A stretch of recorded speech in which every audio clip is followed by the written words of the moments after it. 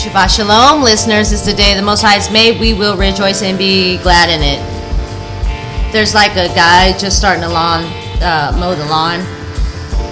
That's, the land needs a haircut too. You know what I mean?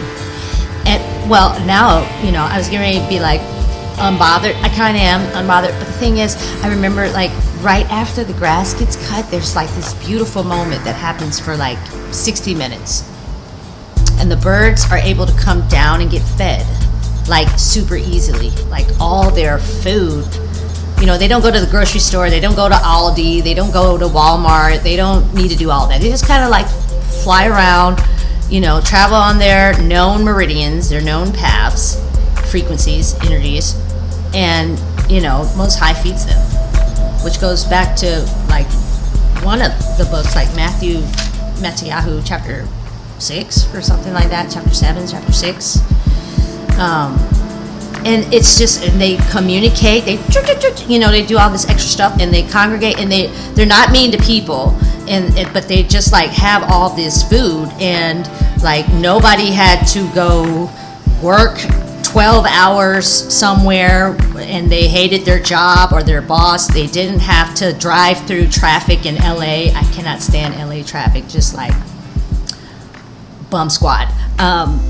They didn't have to do a table dance to get money to put food on their table. They didn't have to go rob anybody. They didn't have to go plot and they didn't have to go do black magic on anybody. They just showed up and was like tapped in with the Ruach, with spirit, and was fed like in complete abundance. So there's that. That's an energy. And if you're not privy to it, maybe it's an acquired taste and, it's not for you. However, it's there. So tap in. Now, we are going to move forward and jump into chapter 16, Matthew. Thank you, listeners, for being here at the Primordial Goddess Show. I love doing this. I love reading. I love learning. I just love it. So I'm grateful to be doing things that I love, as opposed to using my energy to do things to like not be in a state of love. Okay. Chapter 16. And the Pharisees and the Sadducees came. We're going to be unbothered by the lawnmower. He's doing his job. I'm doing mine. It's got to happen. And trying him, and asked that he would show them a sign from the Shamayim. And he answering said to them, "You know what? I'll be back." I am a little bothered. It's a little loud. Oh, he's gone. Okay. And he answering said to them,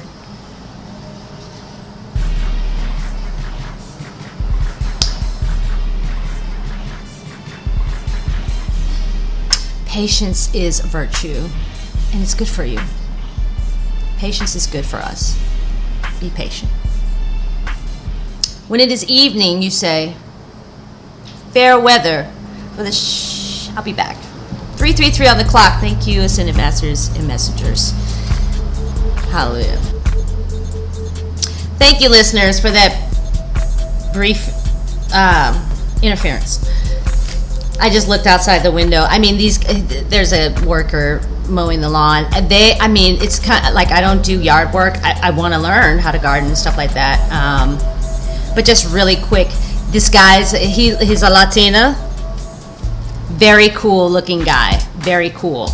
And he's riding this lawnmower like he's on the best wave in Cali on a surfboard. And he's got his like Piccadilly hat on and his shades, his Batman shades.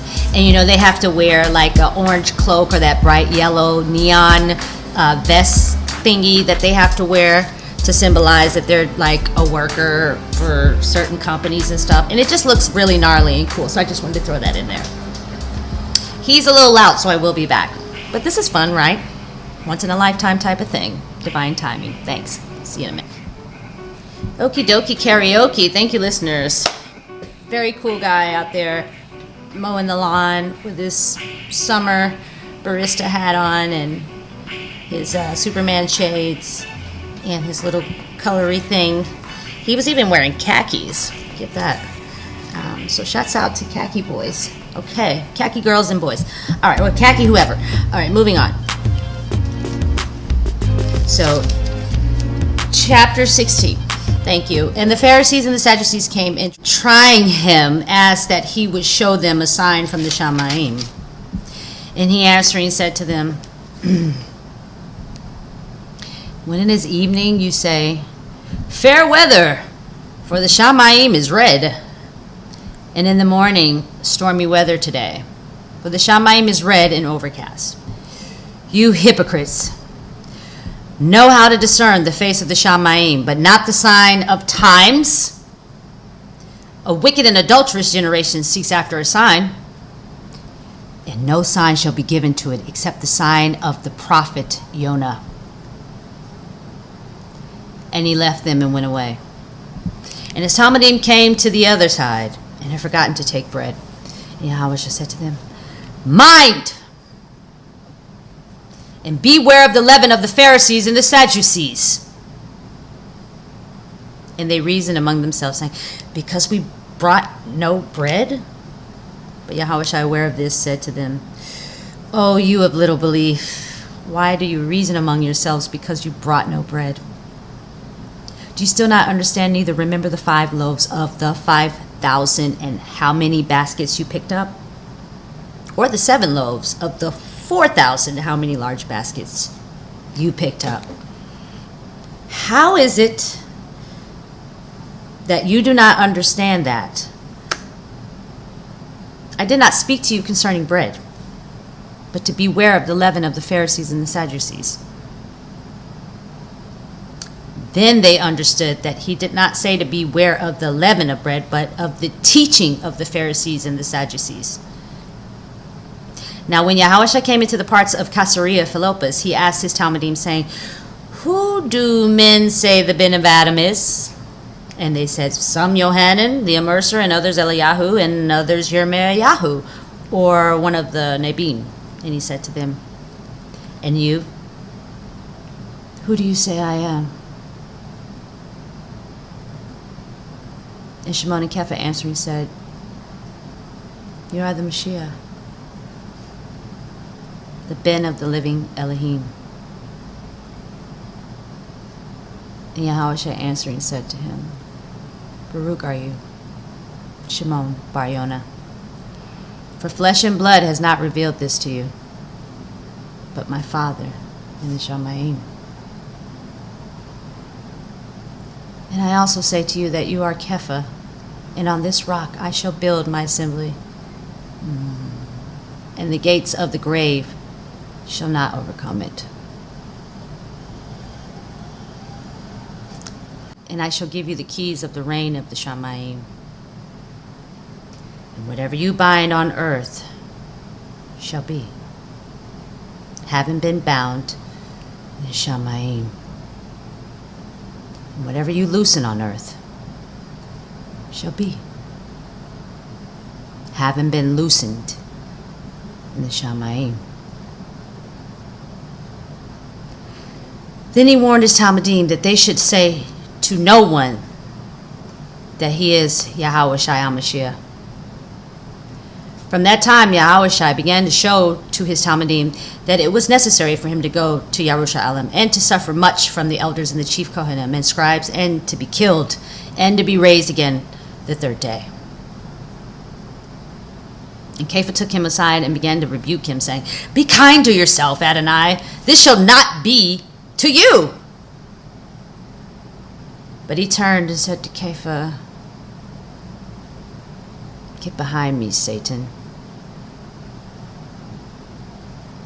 You are a stumbling block to me, for your thoughts are not those of Elohim, but those of men. Then Yahushua said to his Talmudim, if anyone wants to come after me, let him deny himself and take up his stake and follow me. For whoever wants to save his life shall lose it, and whoever loses his life for my sake shall find it. For what is a man profited if he gains all the world and loses his own life? What shall a man give in exchange for his life? For the bin of Adam is going to come in the steam of his Father with his messengers, and then he shall reward each according to his works. Truly I say to you, there are some standing here who shall not taste death at all until they see the bin of Adam coming in his reign.